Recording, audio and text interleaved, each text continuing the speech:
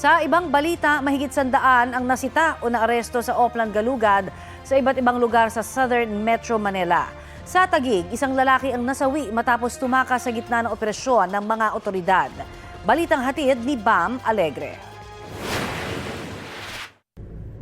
Patay ang isang lalaki matapos tumalon mula sa bintana sa ikalawang palapag ng bahay habang tumatakas umano sa mga pulis.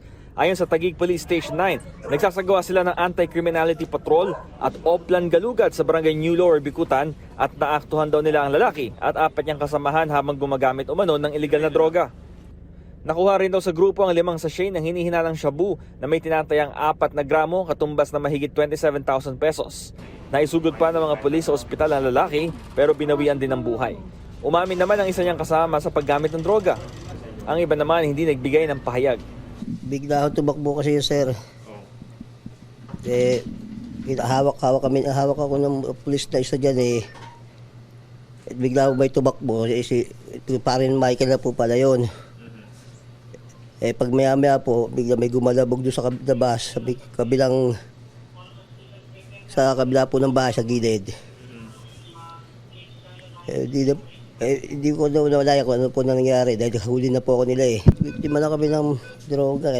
Tumanggi muna magbigay ng pahayag ang mga pulis sa Taguig Police Station 9. Sa Parañaque, 2 lalaki naman ang arestado matapos mahulihan umano ng 30 gramo ng hinihinalang shabu.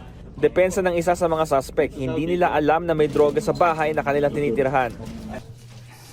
Sa bahay nito ng tito ko, mabilis ang pangyayari, hindi ko alam.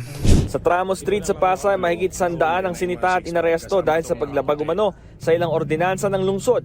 31 nakita sa kalsada na walang suot na damit pang itaas. 4 na po ang menor de edad na lumabag umano sa curfew. Marami rin na nagiinuman sa kalye at naninigarilyo sa pampublikong lugar. Habang may 3 ang nadiskubreng may arrest warrant. Wala silang mga pahayag.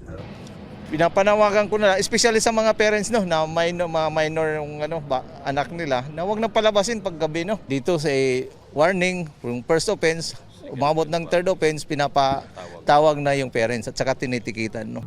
Bam Alegre, nagbabalita para sa GMA News.